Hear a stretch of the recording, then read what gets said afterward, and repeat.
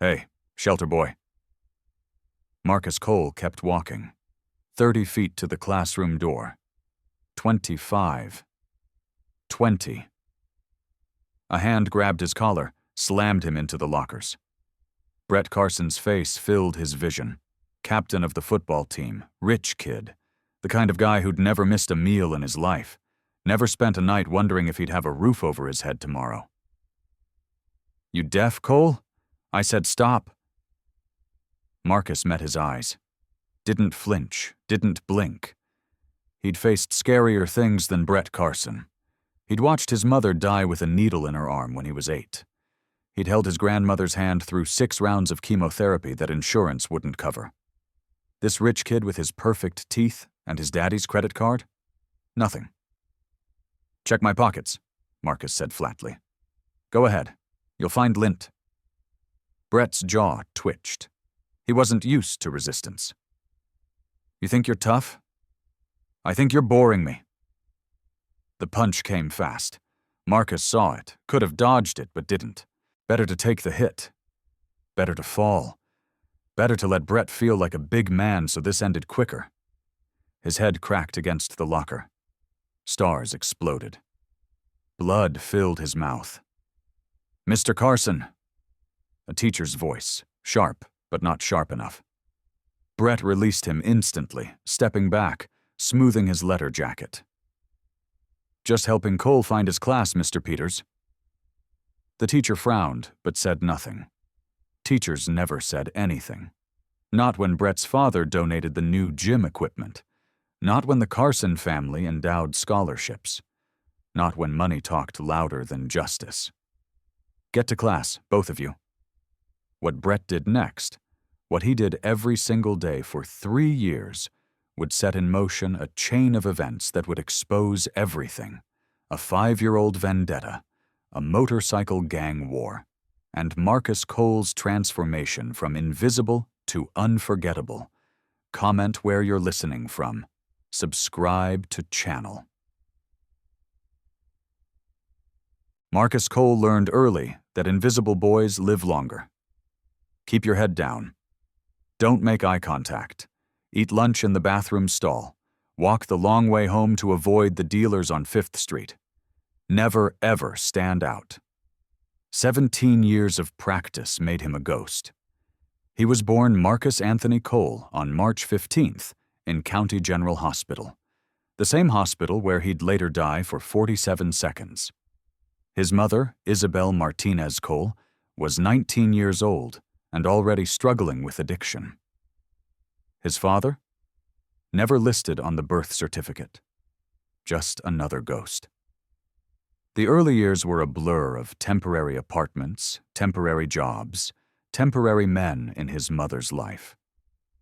Marcus remembered fragments, the smell of cigarette smoke mixed with cheap perfume, the sound of arguments through paper-thin walls, the weight of hunger that made his stomach ache. When Marcus was 6, his mother left him with Rosa Martinez, his grandmother, for just a few days. Those few days turned into months, then years. Rosa worked 2 jobs, morning shift at a laundry service, evening shift cleaning office buildings downtown.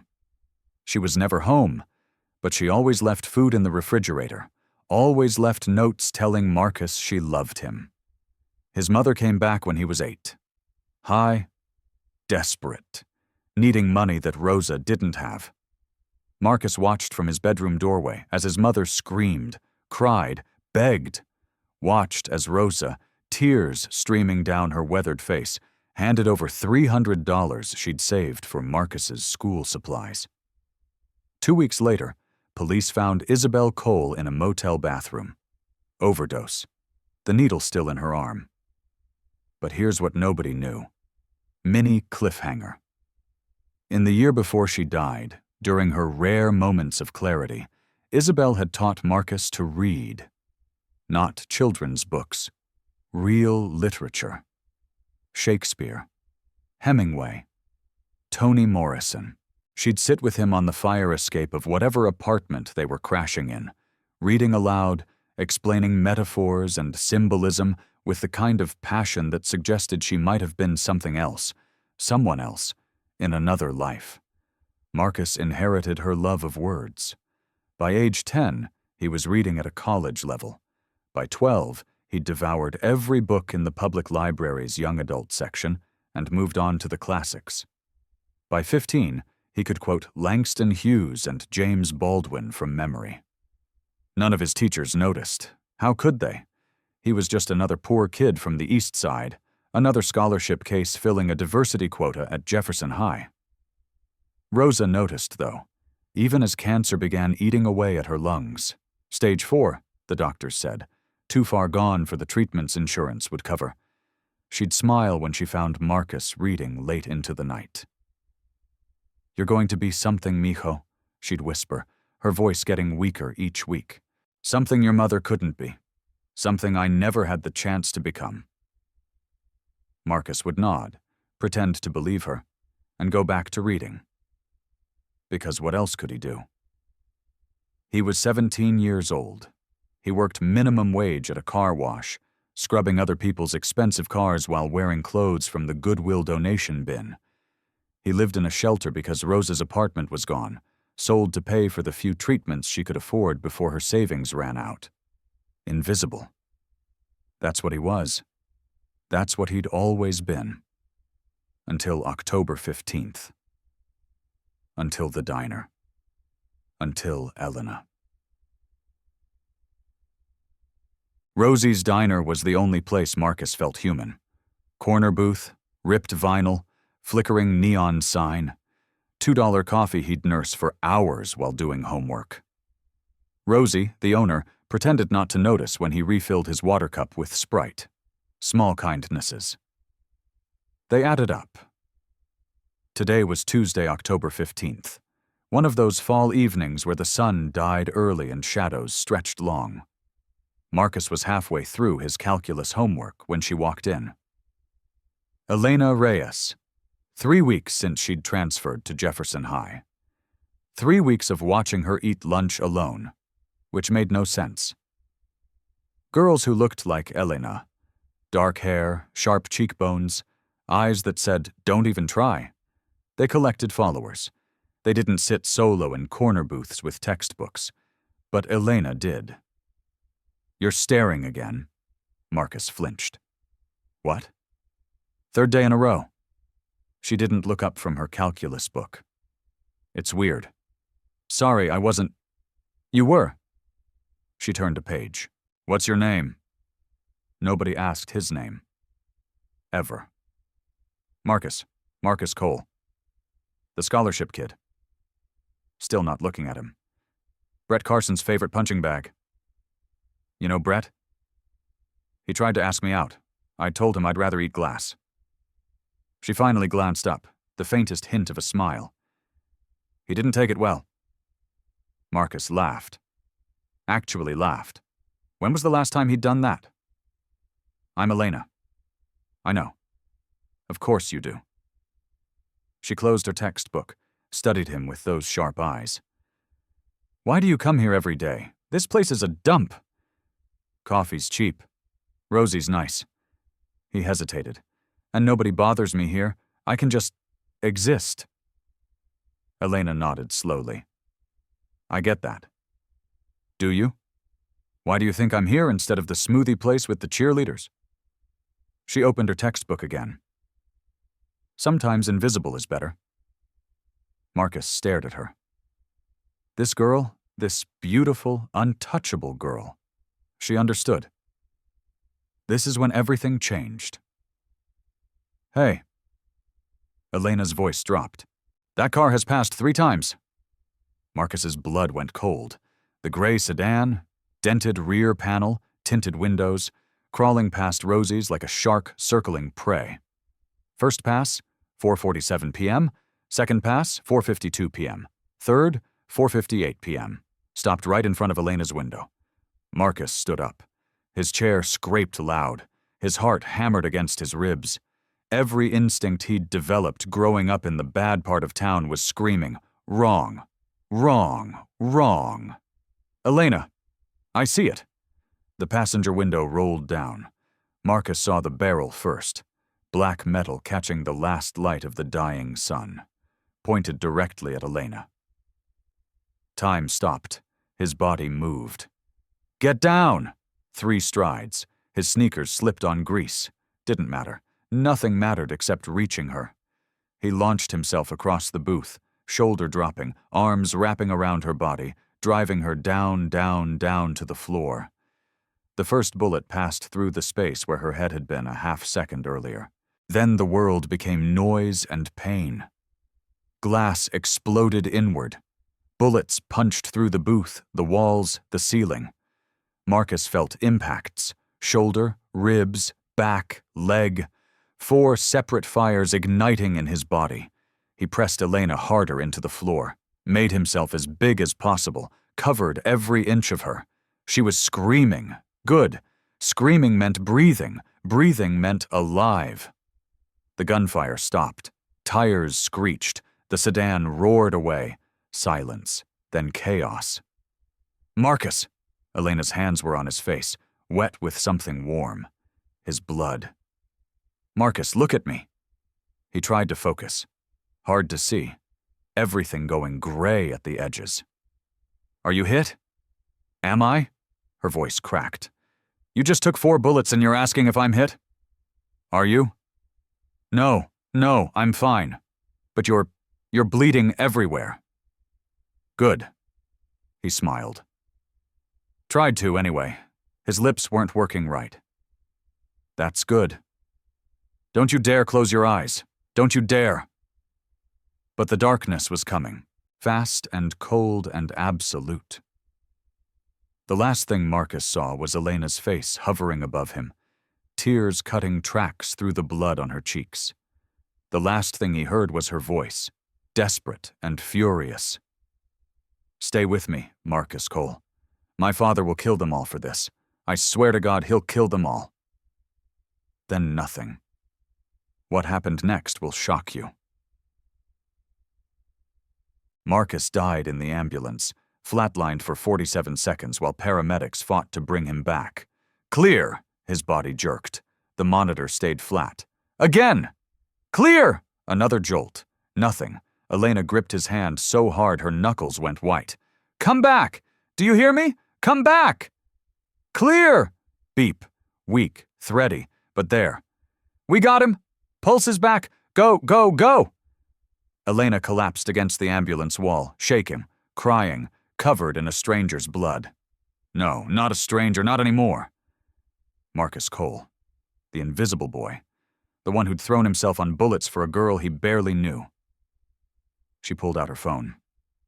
Dialed. "Dad? Elena, what's wrong?" "Someone tried to kill me." 3 seconds of silence. Then cold as winter. "Where?" "County General, now Rosie's Diner before." "Are you hurt?" "No. A boy saved me. He's..." She looked at Marcus's pale face. The tubes. The blood. "He's dying. I'm on my way." The line went dead. Elena pressed her forehead to Marcus's knuckles. "Hold on. Please, just hold on." Victor Viper Reyes walked into County General Hospital like he owned it. Leather vest, Hell's Angels patches, cold blue eyes that made nurses step aside and security guards suddenly find other places to be. Behind him, 3 brothers from the club, equally intimidating, equally silent. Elena met him in the hallway outside the OR. "Dad." Viper pulled his daughter into a crushing embrace, held her for 10 seconds, 20. When he released her, his eyes were scanning her for injuries. "You're okay?" "I told you I'm fine. It's Marcus." "I know. Tell me everything." She did. The sedan, the gun barrel, Marcus launching himself across the diner, the bullets, the blood, the way he'd smiled at her, actually smiled, while he was dying. But there was one thing he didn't know. Viper listened without interrupting. When she finished, his face was stone. "This boy, you knew him before?" "Barely. We talked maybe twice. He's nobody, Dad. A shelter kid. He had no reason to. But he did. Yes. Viper turned to one of his brothers. Tank, I want everything on the shooters. Car, weapons, prints, witnesses. I want names by sunrise. On it, Prez. Crow, find out who this Marcus Cole is. Family, history, everything. I want to know what he ate for breakfast. Done. The brothers disappeared. Viper sat down beside his daughter. For a long moment, neither spoke. The Demon Riders, Viper finally said. Elena's blood went cold. You're sure? Razor's been wanting payback for 5 years. I killed his brother. Self-defense, but he never saw it that way. Viper's jaw tightened. He targeted you to hurt me. And Marcus? Wrong place, wrong time. Viper looked at the OR doors. Or right place, right time, depending on perspective. He didn't know who you were, who I was. That's what makes it interesting. Viper's expression shifted. Everyone wants something, Elena. Everyone has an angle. But this boy, this Marcus Cole, he had nothing to gain. He just acted. He might die, Dad. He might. Viper stood. And if he doesn't, then what? Then I owe him a debt. Viper's voice was cold, final. The club owes him a debt, and the Hells Angels always pay their debts. Comment where you're listening from.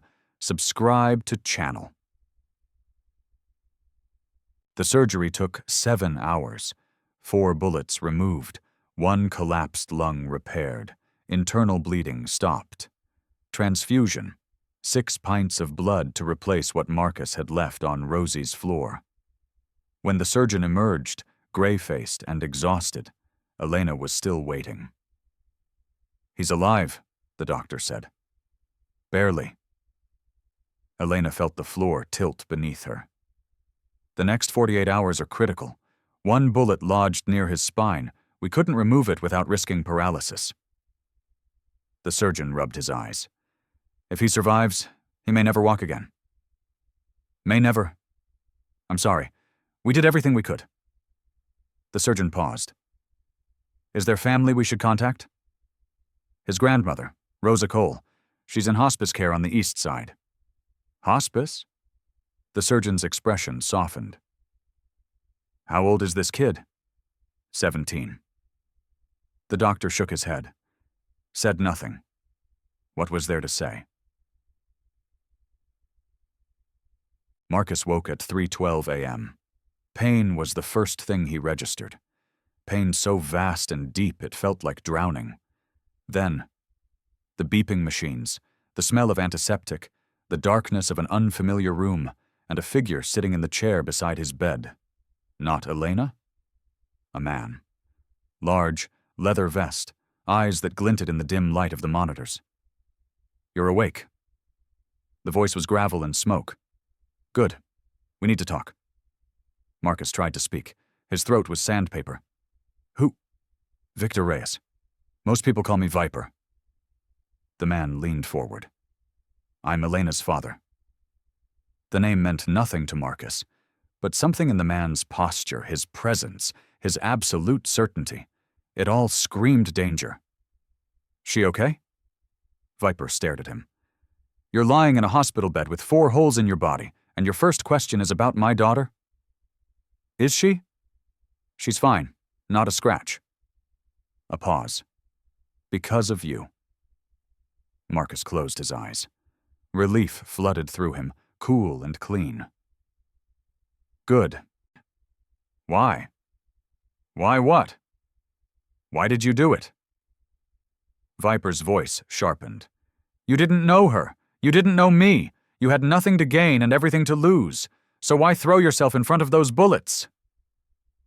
Marcus was quiet for a moment. The question should have been hard to answer. It wasn't. Because she was going to die and I could stop it. That's the only answer I have. That's not an answer. It's the only one I have. Viper stood, walked to the window. The city lights painted his scarred face in shades of yellow and orange. The doctors say you need surgery. Real surgery. The kind that costs more than you'll make in 10 years. Without it, that bullet near your spine will eventually kill you, or paralyze you, or both. Marcus laughed. It hurt, but he laughed. Sounds about right. You find that funny? I find it fitting. Invisible Kid saves a life, loses his own. There's poetry in that. Viper turned. Your grandmother? Rosa Martinez Cole? Stage 4 lung cancer. Currently dying in a hospice because you can't afford the treatment that might save her. Marcus's heart stuttered. How do you... I know everything about you, Marcus Cole. Viper's eyes were cold. The shelter. The car wash job. The mother who overdosed. The father who never existed. He paused. I know you haven't eaten in 3 days. I know you're failing gym because you're too weak from hunger to run the mile. I know you've been invisible your whole life because being seen meant being hurt. What do you want? I want to understand. Viper sat back down, leaned close. In my world, nobody does something for nothing.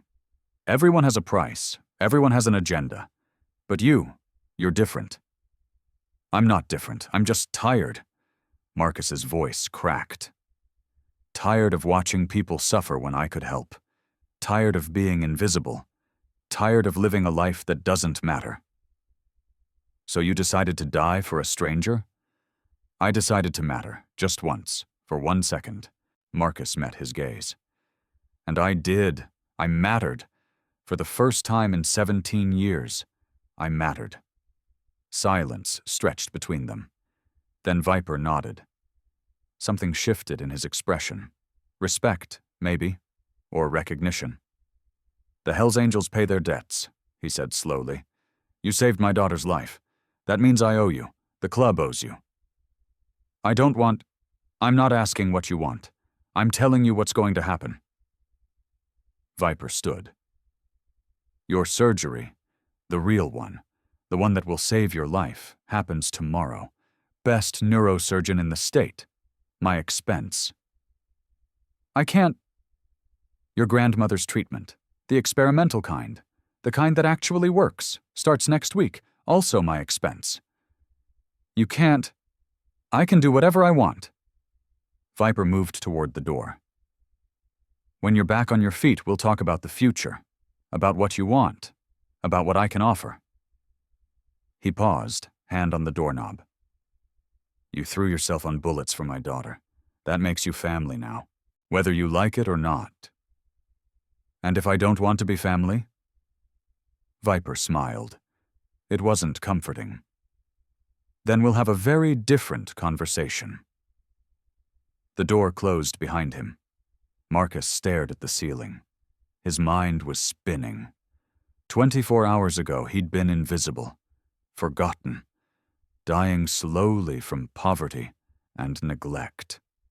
Now he was lying in a hospital bed, 4 bullets removed from his body, with the vice president of the Hells Angels claiming he was family.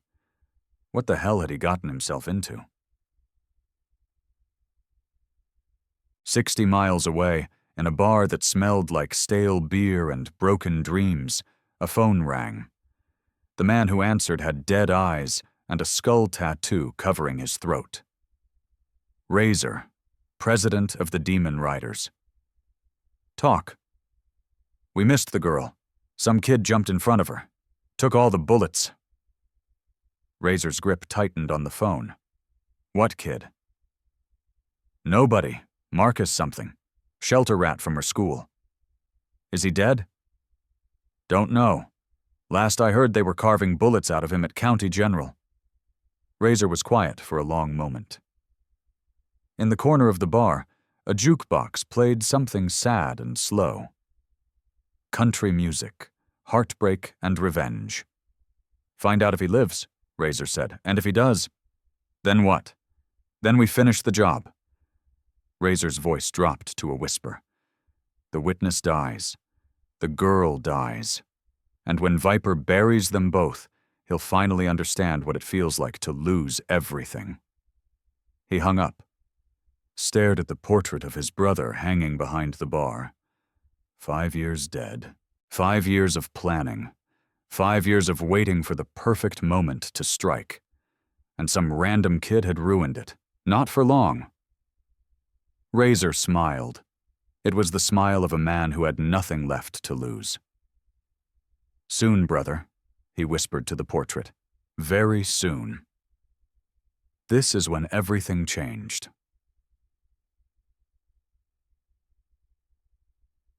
Three days after the shooting, Marcus Cole opened his eyes to find a stranger sitting at the foot of his hospital bed. Not Viper, not Elena, a woman he'd never seen before. 60s, maybe. Gray hair pulled back tight. Eyes that had seen too much and forgiven too little. "You're awake." Her voice was flat. "Good. We need to talk about your grandmother." Marcus's heart seized. "Rosa, is she—" "She's alive, barely." The woman stood. "I'm Margaret Chen. I run the hospice where Rosa's been staying, or was staying until 3 men in leather showed up yesterday and moved her to a private facility." "What?" "Big men. Motorcycles. One of them had a snake tattoo on his neck." Margaret's lips pressed thin. "They had paperwork. Legal paperwork. Signed by you." "I didn't sign anything." "I know. You've been unconscious for 3 days." She pulled a folded document from her purse. "But someone did. And now your grandmother is in a private cancer treatment center that costs more per day than I make in a month." Marcus stared at the paper. His signature. Forged, but perfect. Viper. "The men," Marcus said slowly. "Did they hurt her?" "No, they were gentle, actually. Carried her like she was made of glass. One of them held her hand the whole way." Margaret shook her head. "I've been in this business 30 years. I've never seen anything like it." "Where is she now?" "St. Vincent's Oncology Center. Top floor. Private suite." Margaret tucked the paper back in her purse. "I don't know who you are, Marcus Cole. I don't know what you did to deserve this kind of attention. But whoever these people are, they're serious." She left without another word. Marcus lay back against his pillow. His body screamed with every breath. 4 bullet wounds, a chunk of metal still lodged near his spine. And now his grandmother, his dying grandmother, was in the hands of the Hell's Angels. He should have been terrified. Instead, he felt something he hadn't felt in years. Hope.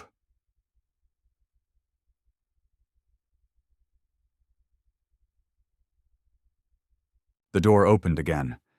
Elena slipped in, 2 coffee cups in hand, dark circles under her eyes. "You're awake." She set the cups down, pulled her chair close.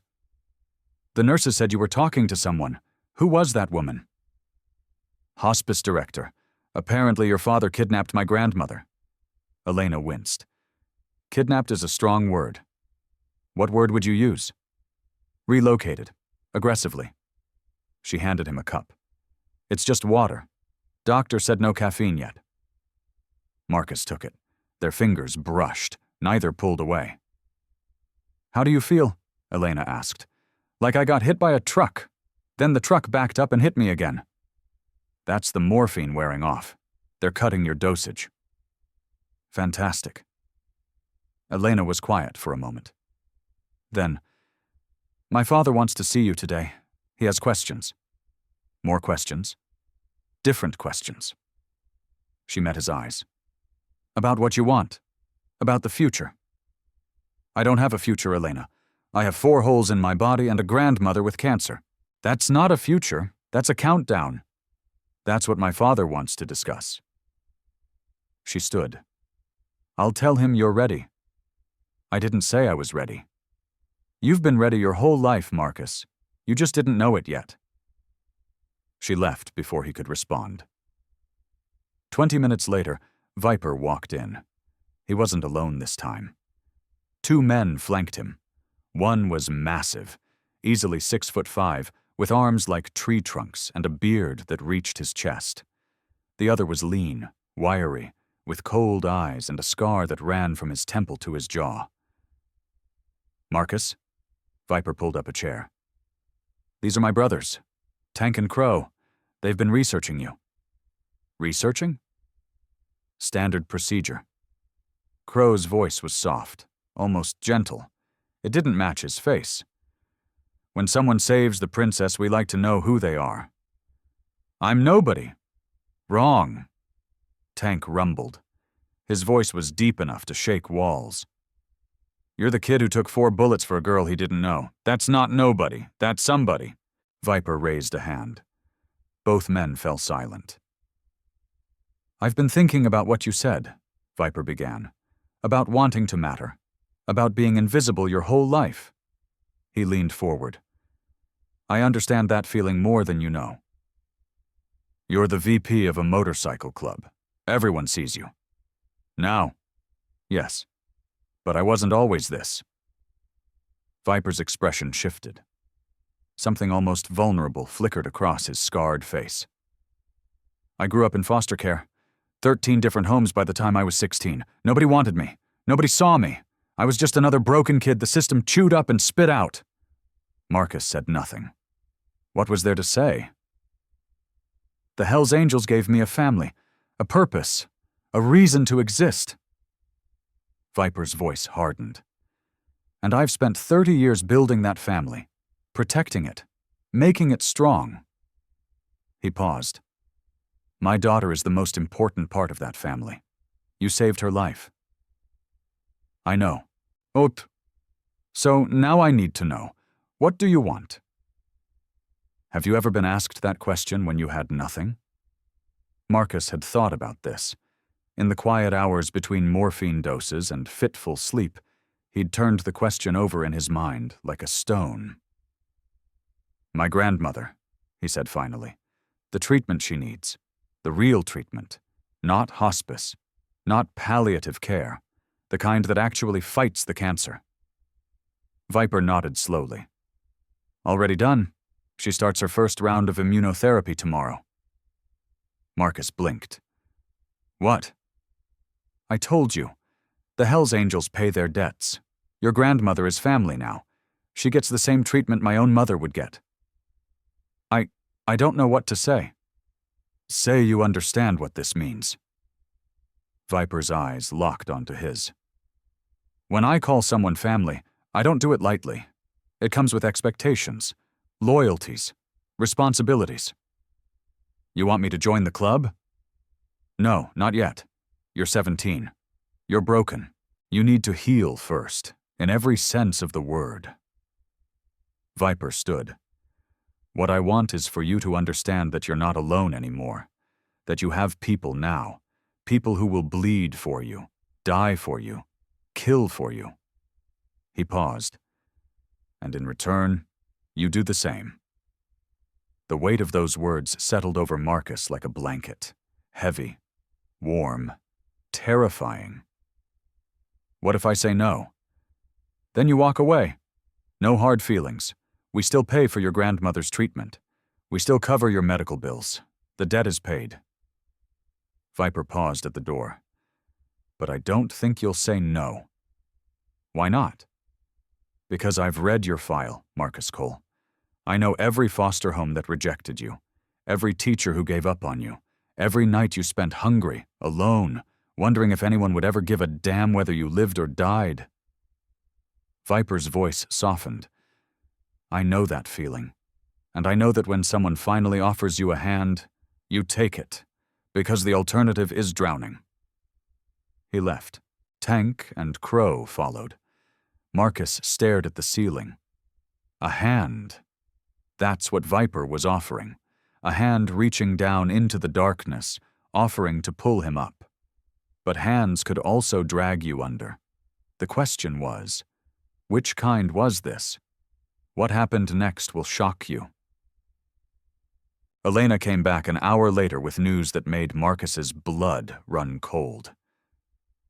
"They found the shooters!" Marcus pushed himself up, ignoring the lightning bolt of pain that shot through his spine. "Where?" "A motel outside the city. Tank and some of the brothers tracked them through the stolen car. They ditched it, but not well enough. Elena sat on the edge of his bed. Her face was pale.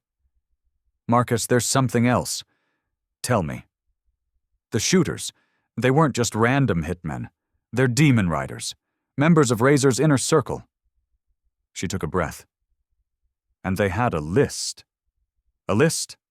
Names, addresses, photos. Elena's hand trembled slightly. My name was on it, my school, my schedule. They'd been watching me for weeks. Marcus felt cold despite the hospital's overheated air. They were planning this. Yes, and there's more. Elena pulled out her phone, showed him a photo. A mugshot. Dead eyes, skull tattoo, face like a hatchet. This is Razor, president of the Demon Riders. 5 years ago, my father killed his brother in a fight. Self-defense, but Razor never accepted that. He's been planning revenge ever since. By killing you. By making my father watch me die. Elena's voice cracked. That was the plan. Kill me slowly. Make it public. Break my father's heart before breaking his club. Marcus reached for her hand. She let him take it. What happened to the shooters? Elena was quiet for a long moment. My father happened to them. Marcus didn't ask for details. He didn't want them. Some things were better left in the dark. There's a problem, Elena continued. The shooters talked before they stopped talking. Razor knows they failed. He knows you survived. She squeezed his hand. And he knows you're the witness who can identify his people. So I'm a target now. You were always a target. You just didn't know it. Elena's eyes met his. My father is posting guards. Brothers from the club. They'll be outside your door 24/7 until this is over. Until what's over? Until Razor is dead. Or we are. Comment where you're listening from. Share this story. Marcus let that sink in. A week ago, his biggest worry was finding enough change for coffee. Now he was caught in the middle of a gang war, with a price on his head and bullets in his back. I should be scared, he said. You're not? I don't know what I am. He looked at her. I spent my whole life trying not to be seen. Now I'm the most visible person in a war I don't understand. It's a lot. I'm sorry. Elena's eyes glistened. This is my fault. If I hadn't come to that diner, then you'd be dead, and I'd still be invisible. Marcus shook his head. I'd rather be a target than a ghost. Elena leaned forward and kissed his forehead. Soft, brief, electric. Get some rest, she whispered. Tomorrow's going to be hard. Why? Because tomorrow you meet my grandmother, and she's scarier than my father. She left him with that. And Marcus found himself smiling despite everything. Smiling because Elena Reyes had kissed him. Smiling because for the first time in his life, someone was fighting for him. It felt strange. It felt good. It felt like something worth living for. The next morning, Marcus had his first visitor who wasn't connected to the Hells Angels. Rosa Martinez Cole, his grandmother. She came through the door in a wheelchair, pushed by a nurse in scrubs that probably cost more than Marcus's entire wardrobe. Rosa looked different, still frail, still fighting, but there was color in her cheeks that hadn't been there in months, and her eyes, those fierce, stubborn eyes, were bright with tears. Mijo, her voice cracked. My stupid, brave, beautiful boy. Abuela. Marcus felt his own eyes burning. You're supposed to be in bed. I was in bed for 6 months, waiting to die. Rosa waved dismissively. Now I'm getting treatment that actually works, in a hospital that doesn't smell like death. I can spare an hour for my only grandson. The nurse parked the wheelchair beside Marcus's bed, and quietly retreated. Rosa reached out, took Marcus's hand in both of hers. Her skin was paper thin, but her grip was iron. "They told me what you did." Her voice was steady now. "They told me you threw yourself in front of a gun for some girl you barely knew." "She was going to die, Abuela." "So you decided to die instead?" "I decided to try." Rosa was quiet for a moment. Then she laughed. A real laugh, full and warm, the kind Marcus hadn't heard from her in years. "You're just like your mother," she said. Marcus flinched. They never talked about his mother. Never. Isabel was like that too. Always jumping first, thinking later. Always trying to save everyone except herself.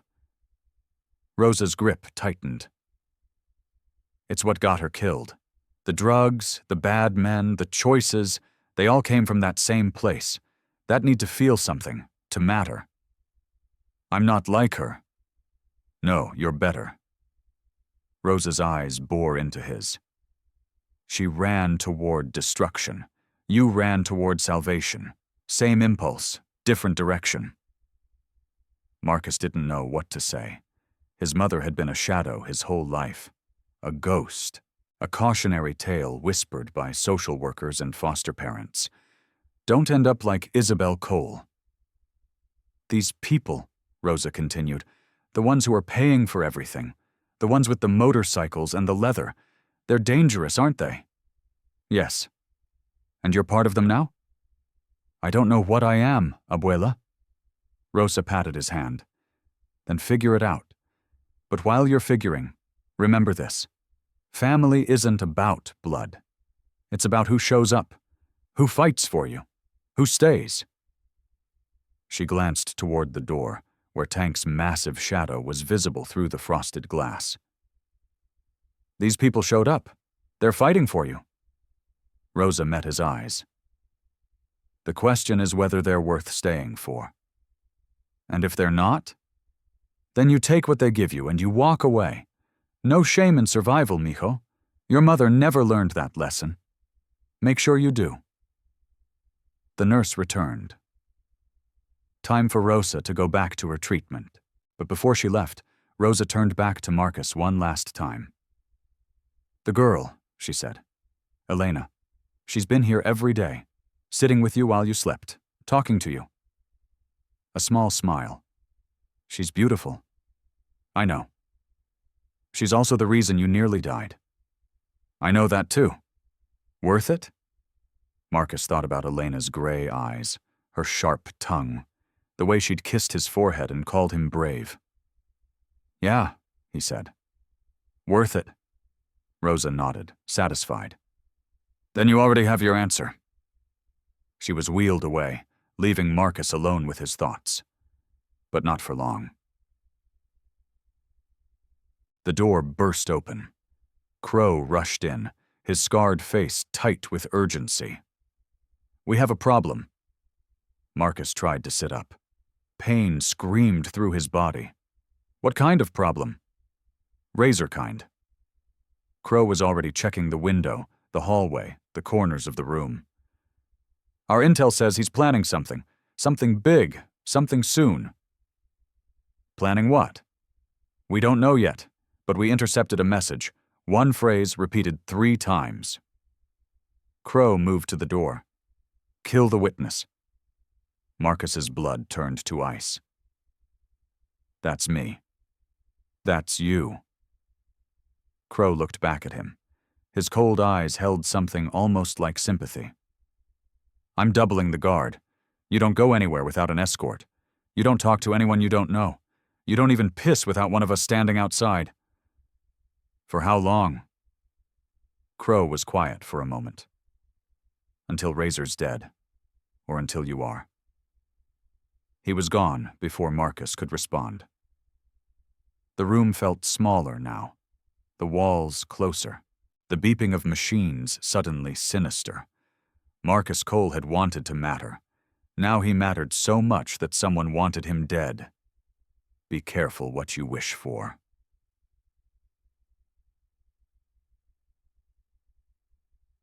2 days later, Marcus was cleared for supervised walking. Short distances. Slow pace. A brother from the club on each arm. It was humiliating and liberating in equal measure. Tank and a younger member named Piston helped him down the hallway, past nurses who pretended not to stare, past other patients who definitely stared. "You're doing good, kid." Tank's voice was surprisingly gentle for such a large man. "Most people don't walk for a week after what you went through. Most people don't have a gang leader trying to kill them." Marcus gritted his teeth against the pain. "Motivation helps." "True that." They made it to the end of the hallway. Marcus leaned against the wall, breathing hard. Sweat dripped down his face. "Can I ask you something?" he said. "Shoot." "Why did you join the club? I mean, what made you become a Hell's Angel?" Tank was quiet for a moment. His massive hands hung at his sides like weapons waiting to be used. "I was 22, he said finally. "Just out of prison. Armed robbery. Stupid kid stuff. Couldn't get a job. Couldn't get an apartment. Nobody wanted anything to do with me." He paused. "And the club didn't care about my record. They cared about my loyalty, my strength, my willingness to do what needed to be done." Tank met Marcus's eyes. "They gave me a family when I had nothing, a purpose when I was lost, a reason to keep breathing when all I wanted was to stop." "Do you ever regret it?" "Every day." Tank's expression didn't change. "And I'd do it all again in a heartbeat." Marcus thought about that as they walked back to his room. Every day. And I'd do it all again. That was what family meant, he realized. Not perfection, not safety, just the willingness to show up over and over, no matter how hard it got. He was starting to understand. That night, Elena came with news. She sat on the edge of his bed, her face pale, her hands trembling slightly. "We found Razor." Marcus's heart stopped. "Where?" "A warehouse on the east side. Crow's been tracking him for days. He's holed up with about 30 demon riders." "Planning something?" "An attack. We think so. Tomorrow night, maybe. The anniversary of his brother's death." Elena's voice cracked. "My father is gathering the club. Every member, every ally. They're going to hit the warehouse before Razor can hit us. A preemptive strike. A war." Elena's eyes met his. "And my father wants you there." Marcus blinked. "What? I can barely walk." "Not to fight, to watch, to see what the club does for family." She took his hand. "He wants you to understand what you're being offered, the good and the bad, the loyalty and the violence. And if I don't want to see it, then you stay here. No judgment, no pressure." Elena squeezed his fingers. "But Marcus, if you're going to be part of this world, you need to know what it really is. Not just the brotherhood and the protection, the blood too." Marcus was quiet for a long moment. He thought about his grandmother, getting treatment that would have been impossible a week ago. He thought about Elena, who'd stayed by his side every day. He thought about Viper, who'd offered him a hand when everyone else had let him drown. And he thought about Razor, a man who wanted him dead for the crime of being brave. "I'll go," he said. Elena nodded. No surprise, no relief, just acceptance. "Tomorrow then, get some rest. You're going to need it." She kissed his cheek and left. Marcus lay in the darkness, listening to the beep of machines and the distant sound of motorcycles. Tomorrow he would see what the Hell's Angels really were. Tomorrow he would make his choice. Tomorrow everything would change. But tonight, he closed his eyes and dreamed of Elena. And for the first time in 17 years, Marcus Cole felt like he belonged somewhere, even if that somewhere was built on blood and iron. Even if it might destroy him, at least he wouldn't be invisible anymore. Drop your experience in the comments. Have you ever had to choose between safety and belonging. The van smelled like gun oil and leather. Marcus sat wedged between Tank and Crow, his body screaming with every pothole, every turn, every bump in the road. The doctors had said he wasn't ready to leave the hospital. The doctors didn't know Razor was planning to attack tomorrow. "You okay, kid?" Tank's voice was low, barely audible over the engine. "No." "Good. Means you're paying attention."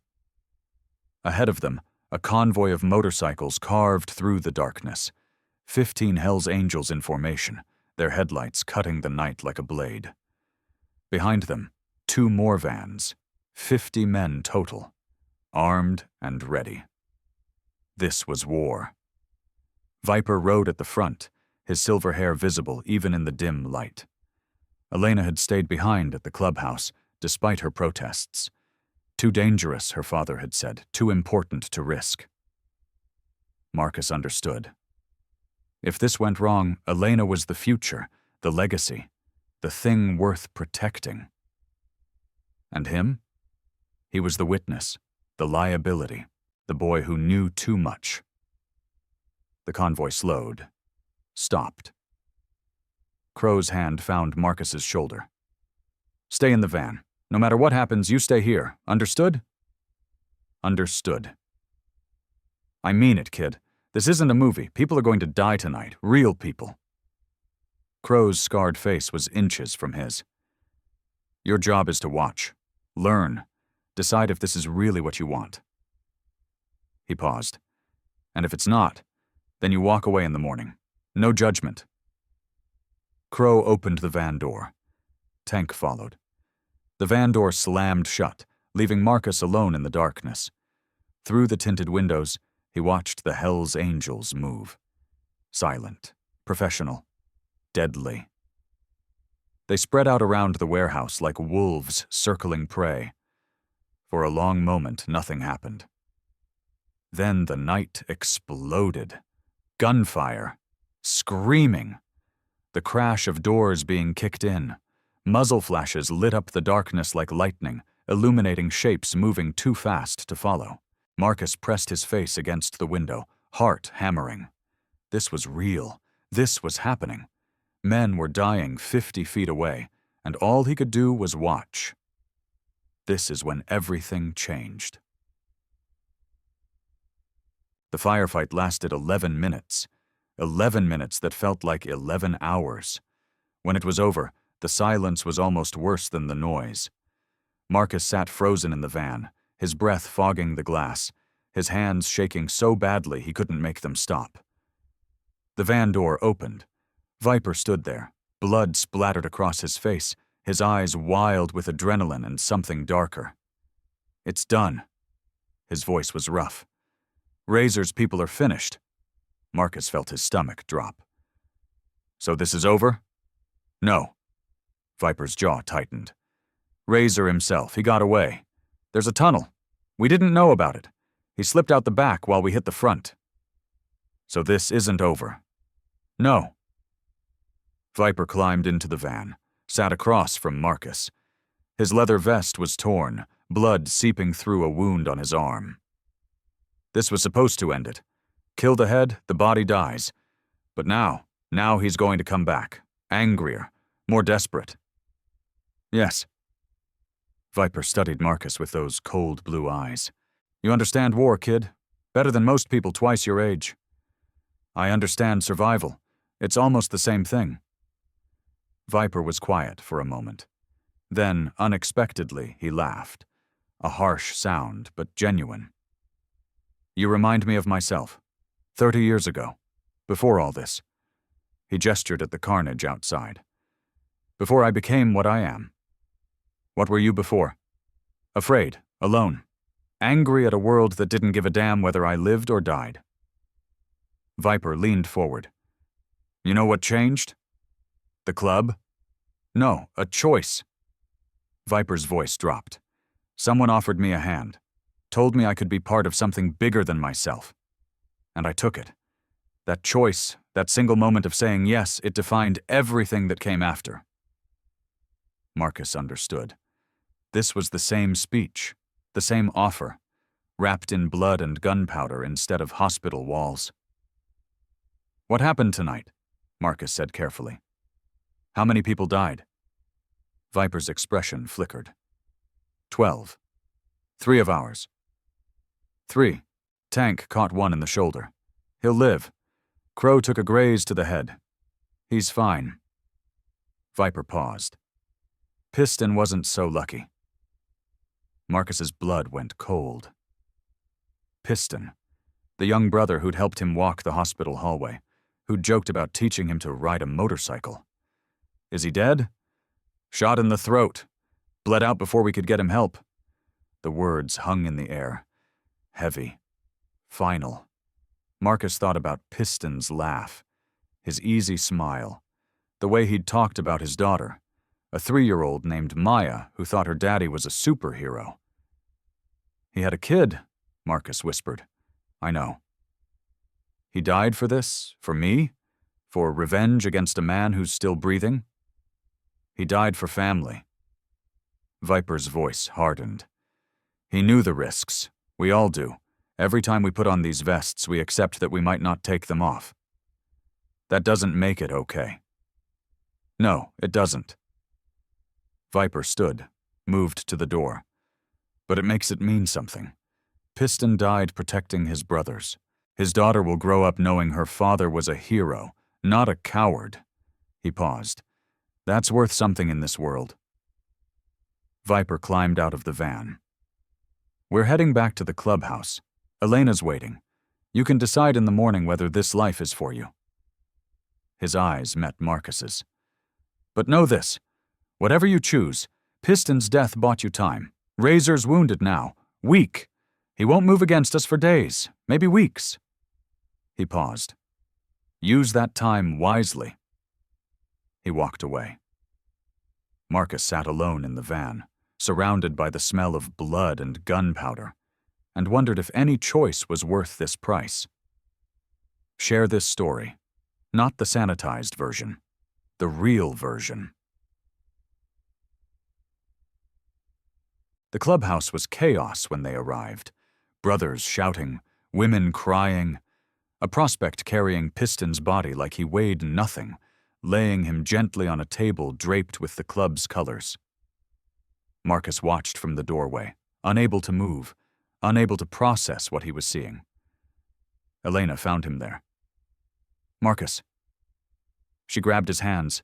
Her face was pale, her eyes red-rimmed. "Are you okay? Are you hurt?" "I'm fine. He couldn't finish the sentence. "I know." She pulled him close, and he let her. Let himself be held by this girl who'd turned his life upside down. "I know. Piston's dead. I heard. He had a daughter. A little girl. Maya. She's 3. Elena's voice cracked. "I've known Piston since I was 12. He taught me how to change a tire, how to throw a punch, how to—" She stopped, took a breath. "This is what my father didn't want you to see. This is the bad." Marcus pulled back slightly, looked at her. "Why are you still here? Why haven't you run from this life?" "Because it's my family. Good and bad. Blood and death. It's mine." Elena's expression hardened. "You don't run from family." "Even when it kills people you love?" "Especially then." She took his face in her hands. "Marcus, I need you to understand something. This world, my father's world, it's not good. It's violent and dangerous, and sometimes it destroys the people in it." She paused. "But it's also loyal, protective, real. I don't know if I can be part of that." "Then don't be. Walk away. Go back to your life." Her voice softened. "But know that if you walk away, you're walking away from me too. Because this is who I am, who I'll always be." It was an ultimatum, gentle but clear. Stay and accept the violence, or leave and lose Elena. Marcus looked at the room around him. The grieving brothers, the crying women, the body on the table covered in blood and honor. And then he looked at Elena, her gray eyes, her fierce heart, the way she'd stayed by his bedside every day when she could have been anywhere else. "I'm not walking away," he said. Elena's breath caught. "But I need time, to understand, to figure out what I'm getting into." He squeezed her hands. "Can you give me that?" "Yes." She kissed him, quick and fierce. "Yes, I can give you that." 3 days passed. Marcus was released from the hospital into the care of the Hells Angels, a small apartment near the clubhouse, paid for by Viper, guarded around the clock by rotating pairs of brothers. Rosa was moved to a recovery facility across town, her treatment progressing better than anyone expected. She called Marcus every night, checking on him, telling him stories about his mother that he'd never heard before. "She loved butterflies," Rosa said one evening. "Isabel, when she was little, she used to chase them around the garden for hours, said she wanted to catch one and keep it forever." "What happened?" "She caught one, and it died in her hands." Rosa's voice was soft. "Some things aren't meant to be held on to, mijo. Some things need to be free." Marcus thought about Elena, about the club, about the choice he was slowly making. "Abuela, do you think Mom would be proud of me?" Silence. Then, "I think she would be terrified for you." "But yes, mijo, she would be proud." That night, Marcus dreamed of butterflies with wings of fire. On the 4th day, Razor made his move. Not at the clubhouse, not at the hospital, not anywhere the Hells Angels expected. He hit Marcus's old workplace, the car wash where Marcus had scrubbed vehicles for minimum wage, where he'd saved every penny to buy his grandmother's medication. 3 demon riders walked in at noon, shot the manager in the leg, beat 2 employees unconscious, left a message spray-painted on the wall. "The witness dies next." Marcus heard about it from Crow. "Your friend Danny's in critical condition. Skull fracture. They don't know if he'll wake up." Danny, the only co-worker who'd ever been kind to Marcus, who'd slipped him extra shifts when things were tight, who'd covered for him when he was too exhausted to function. "This is my fault," Marcus said. His voice was hollow. "Dead." "No, this is Razor's fault." "It's the same thing. They came after Danny because of me, because I was stupid enough to save someone I didn't know." "You saved Elena." Crow's voice was sharp. "My niece, Viper's daughter. You saved her life, and now you're blaming yourself for a monster's actions?" "Danny might die. Danny might die because Razor is a psychopath who kills innocent people to prove a point. That's not on you. That's on him." Crow grabbed Marcus's shoulders. "Listen to me. This guilt you're feeling, it's exactly what Razor wants. He wants you to crumble, to surrender, to give yourself up so he can make an example of you." "Maybe I should." Crow slapped him, hard enough to leave a mark. "Don't ever say that again." His scarred face was inches from Marcus's. "You think surrendering saves anyone? It doesn't. It just means you die too. And then Danny's sacrifice, Piston's sacrifice, all of it becomes meaningless." Marcus's cheek burned, but something in Crow's words cut through the fog of guilt. "What do I do?" "You fight. You survive. You trust your family to handle Razor." Crow's grip softened, and when the time comes, you make sure Danny's pain wasn't for nothing. That night, Marcus sat with Elena in the apartment's tiny kitchen. "I heard about Danny," she said quietly. "I'm sorry." "Everyone keeps saying that. Sorry. Like words can fix anything." "They can't, but they're better than silence." Elena reached across the table, laced her fingers through his. "Talk to me. Tell me what you're feeling." "Rage." The word came out hard. sharp. I'm angry, Elena. Angrier than I've ever been in my life. At Razor? At myself. At the whole goddamn world for putting us in this position. Good. Marcus looked up. Good?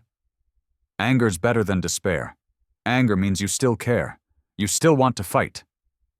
Elena's eyes held his. Use that anger. Let it fuel you. Just don't let it consume you. How do I know the difference? When you're using it, you're still in control. When it's using you... She paused. When it's using you, you become like Razor. All rage, no reason. Just destruction for destruction's sake. Marcus absorbed that. The line between using anger and being used by it. The razor's edge. He almost laughed at the irony. The line between justice and revenge. Your father wants to use me as bait, Marcus said. Elena flinched. He told you?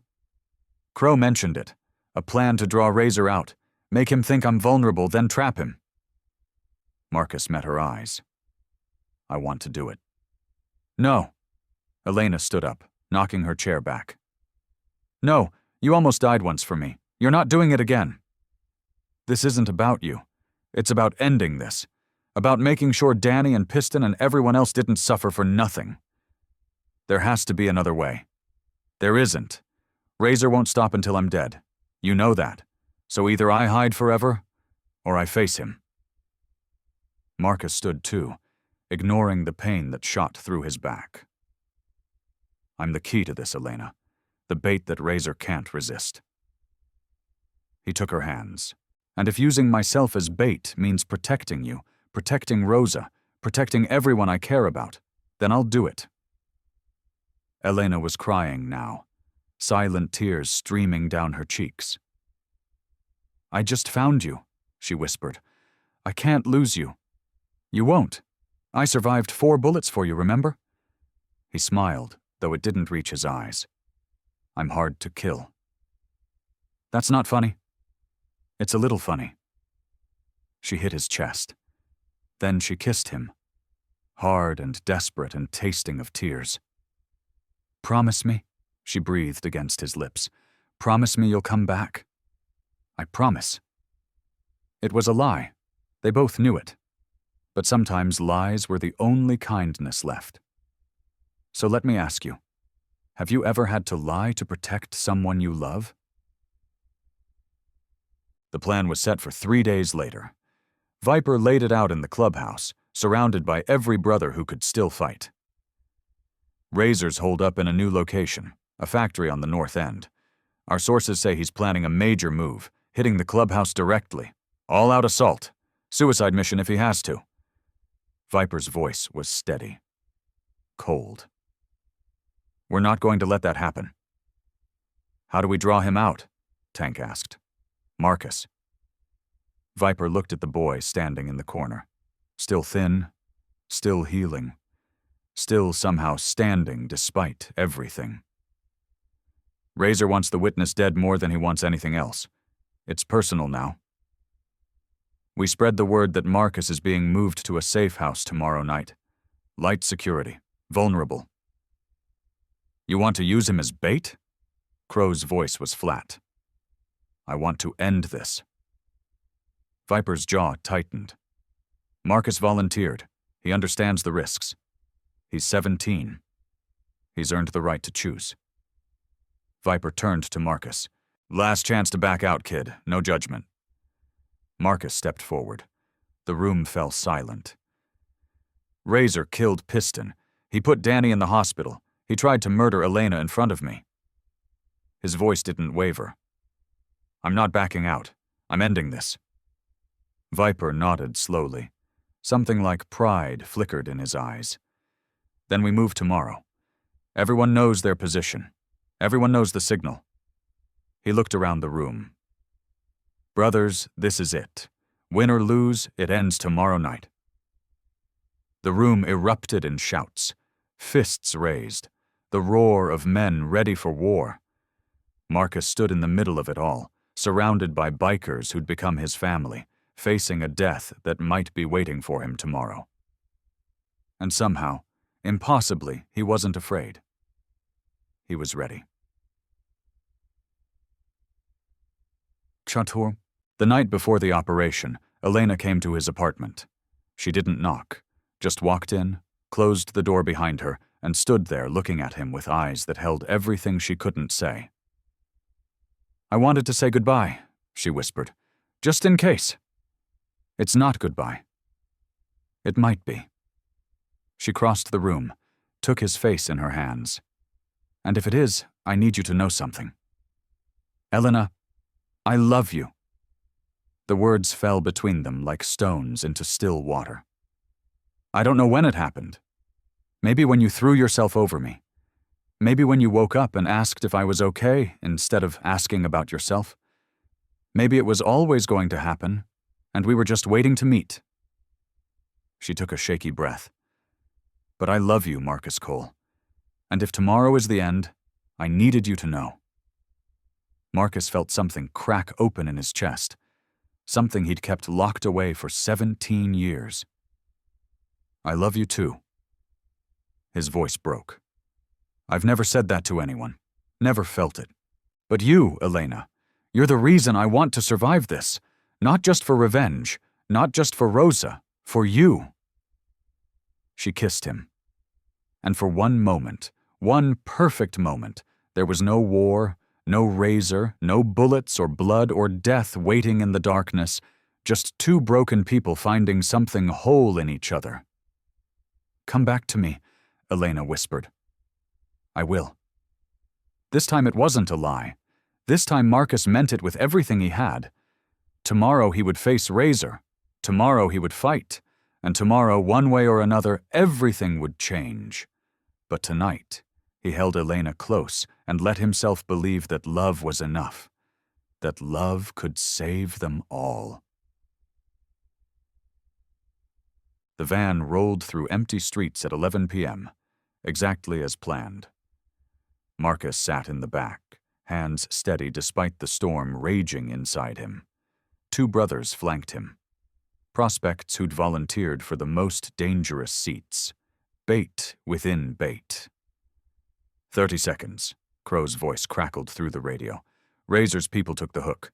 6 vehicles converging on your position. Marcus closed his eyes. Breathed. Let the fear wash through him and out the other side. "Remember the plan," the prospect on his left whispered. "When it starts, you hit the floor and stay there." "I know." "I'm serious, kid. You're not a fighter. You're the prize. Our job is to keep you alive long enough for the cavalry to arrive." "How long?" 3 minutes. Maybe 4. The prospect checked his weapon. "Longest 4 minutes of your life." The van slowed. Marcus felt the shift, the subtle change in momentum that meant they were approaching the kill zone. "Contact," Crow's voice again. "They're moving in. All units, stand by." Marcus's heart hammered against his ribs. Somewhere out there, Viper and 30 Hell's Angels were waiting in the darkness, ready to spring the trap. Somewhere out there, Razor was coming for him, driven by hate and vengeance and 5 years of pain. And here in this van, Marcus Cole waited to see which side fate would choose. The first bullet punched through the windshield. The driver slumped. The van swerved wildly. Marcus was thrown against the wall, pain exploding through his still-healing wounds. "Ambush!" The prospect grabbed Marcus, shoved him to the floor. "Stay down! Stay!" More gunfire. The van's windows shattered. The prospect jerked once, twice, then collapsed on top of Marcus, his blood warm and wet. Marcus couldn't breathe, couldn't move. The weight of the dying man pressed him into the floor while bullets tore through metal above his head. "Cavalry!" someone screamed outside. "Cavalry now!" The roar of motorcycles. The thunder of gunfire. The van door tore open and hands grabbed Marcus, dragging him out into chaos. Tank's face appeared above him. "You hit?" "No, the prospect?" "Dead, both of them." Tank's expression was stone. "Move, now." They ran. Marcus's legs screamed in protest. his back burning with every step. Around them, the night was alive with violence. Muzzle flashes, screaming, the crash of metal on metal. "Where's Razor?" Marcus gasped. "Don't know. The bastard sent his people in first. He's hanging back, watching." Then the plan failed. The plan changed. Tank shoved Marcus behind a car, crouched beside him. "Viper's adapting. Just stay alive, kid. That's your only job right now." The firefight raged for what felt like hours. Marcus pressed himself against cold metal, listening to men die around him, wondering if the next bullet had his name on it. The prospect's blood was still wet on his shirt. 2 men dead because of him. 2 more names to add to the list. Then, suddenly, silence. Marcus raised his head. Tank was gone. The street was littered with bodies. Demon riders mostly, but some Hell's Angels too. The price of war paid in full. "Well, well," the voice came from behind him. Marcus spun. His blood turned to ice. Razor stood 10 feet away, a gun pointed directly at Marcus's chest. The skull tattoo on his neck seemed to grin in the dim light. "The witness." Razor's voice was almost casual. "You've caused me a lot of trouble, kid. Where's your army?" "Dead or dying, doesn't matter." Razor stepped closer. "I didn't come here to win a war. I came here to finish what I started. Killing me won't bring your brother back." "No, but it'll hurt Viper." Razor's finger tightened on the trigger. "And right now, that's enough. Any last words?" Marcus thought about Elena, about Rosa, about the life he'd almost had. "Yeah." He met Razor's eyes. "You missed." Razor frowned. "What?" "At the diner. 4 bullets and I'm still standing." Marcus smiled. It wasn't brave, it was defiant. "You're not as good as you think you are." Razor's face twisted with rage. His finger squeezed. The shot never came. A blur of motion, a flash of silver. Viper appeared from nowhere, his knife buried to the hilt in Razor's gun arm. The weapon clattered to the ground. Razor screamed. Viper didn't stop. He grabbed Razor by the throat, slammed him against the car. His eyes were cold fire, his voice barely human. "You tried to kill my daughter. You killed my brothers. You terrorized a 17-year-old boy who did nothing but save a life." Viper's grip tightened. "Give me one reason not to end you right here." Razor laughed. Blood bubbled from his lips. "Because you're not a murderer, Viper. You're a businessman. A leader." His eyes flickered to Marcus. "And the kid is watching. You really want him to see what you are?"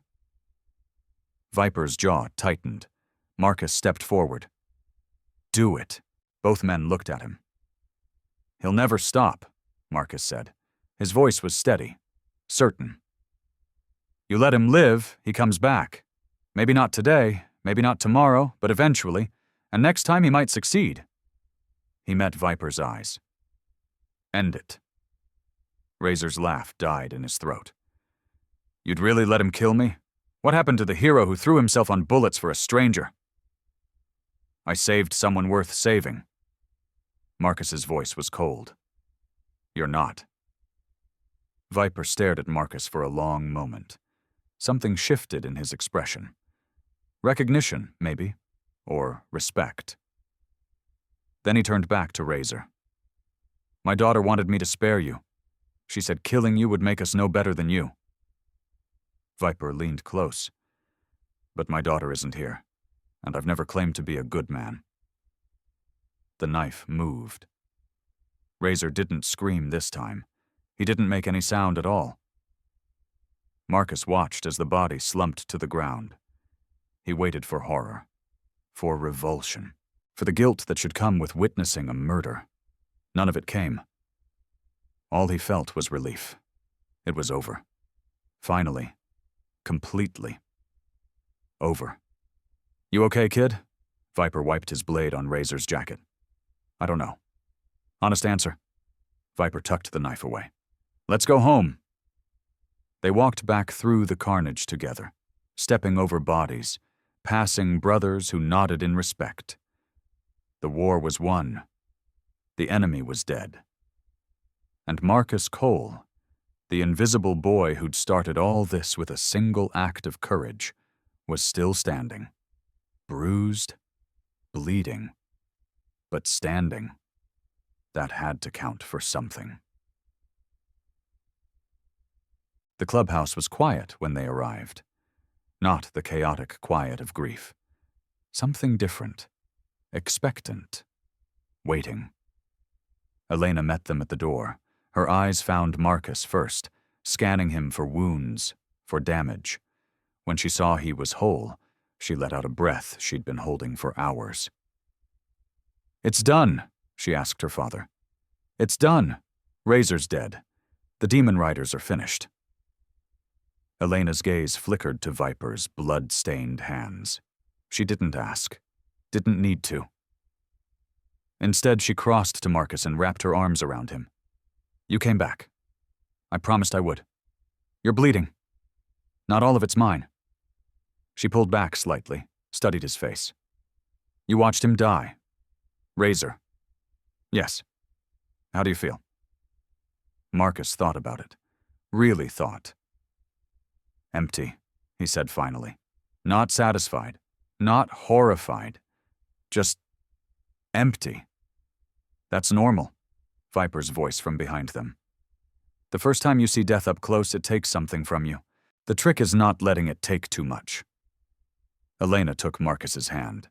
"Come on. There's something you need to see." She led him through the clubhouse, past brothers who clapped his shoulder, past women who nodded with newfound respect, through a door in the back, down a hallway he'd never walked, into a room filled with people. Rosa sat in a wheelchair near the window, her eyes bright, her cheeks flushed with color. Beside her stood Tank, Crow, and a dozen other brothers Marcus had come to know over the past weeks. And at the center of it all, draped over a chair, was a leather vest. Not full Hell's Angels patches, something different. A single patch on the back, friend of the club below it, stitched in silver thread. Marcus Cole. "What is this?" Marcus's voice came out hoarse. "This is recognition." Viper stepped forward. "You're not a member, you're too young, and frankly, you haven't earned your patch yet." He paused. "But you've proven yourself in ways that matter. You saved my daughter. You stood with us against Razor. You watched two prospects die protecting you and didn't crumble. I didn't do anything. They died because of me. They died for family." Viper picked up the vest. "That's what this means, Marcus. You're family now. Not just because Elena loves you, not just because you took bullets for her, but because you've shown us who you are when it matters."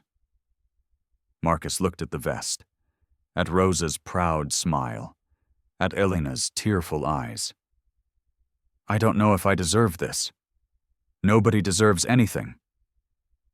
Tank's rumble filled the room. "We earn it, every day, every choice. You started earning it the moment you threw yourself over that girl without knowing who she was." "Put it on." Rosa's voice was soft but commanding. "Let me see my grandson wearing his colors." Marcus took the vest. The leather was heavy in his hands. Real. Permanent. He slipped it on. It fit like it had been made for him. The room erupted in cheers.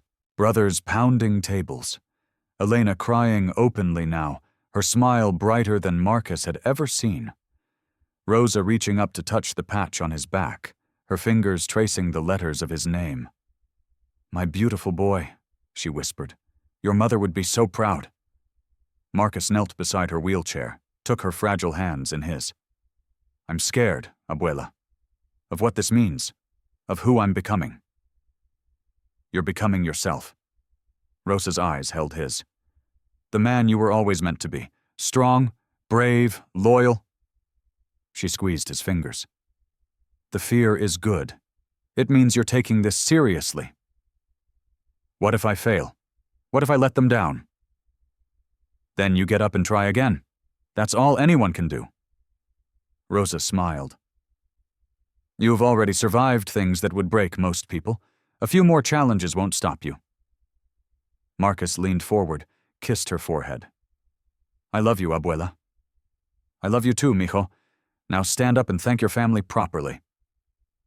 He did, shook hands with every brother in the room, accepted their congratulations, their warnings, their advice, let himself be pulled into this strange, violent, fiercely loyal world that had chosen him.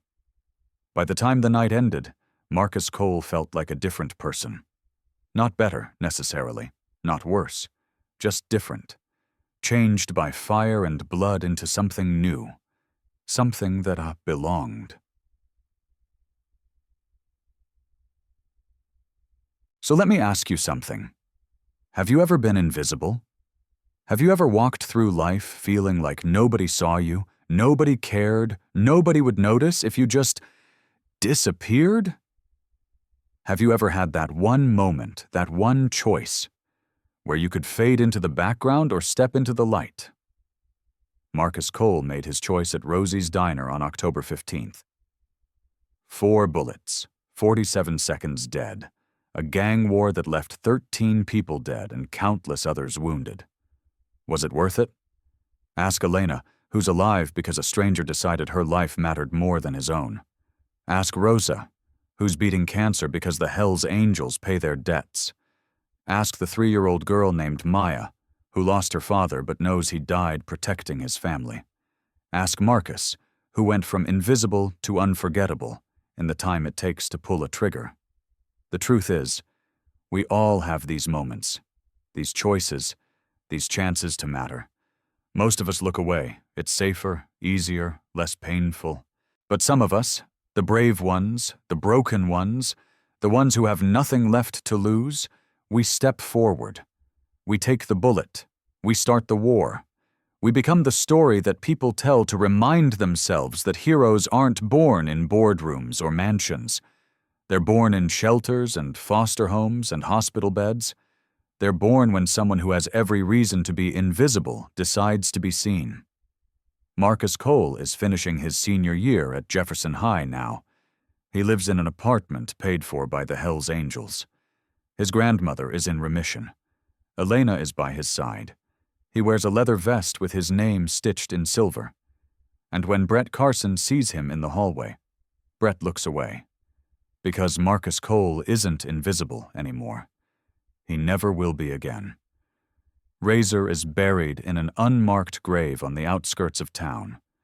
The Demon Riders scattered after his death, their club dissolved, their power broken. The Hell's Angels buried Piston with full honors. His daughter got a college fund that will see her through graduation and beyond. The 2 prospects who died protecting Marcus are memorialized on a wall in the clubhouse, their names in gold. Danny woke up from his coma 3 weeks ago. He doesn't remember the attack. Marcus visits him twice a week. Some wounds heal, others leave scars. All of them become part of your story. Drop your story in the comments. Have you ever saved someone? Been saved by someone? Made a choice that changed everything? Have you ever been invisible and found your way into the light? Share this story. Not the sanitized version. The real version. The one about the shelter kid who took 4 bullets for a stranger and started a war. The one about the motorcycle club that became his family. The one about choosing to matter, even when it costs you everything. Because here's what they don't tell you about being a hero. It's not about the cape or the crown or the glory. It's about the moment when you decide that someone else's life, someone you barely know, someone who could never repay you, is worth more than your own safety. That's the moment everything changes. That's the moment you stop being invisible. That's the moment you become unforgettable. Marcus Cole learned that lesson at 17. The question is, when will you? Subscribe to channel. Stay just, stay loud, stay free, and never, ever let them make you invisible again.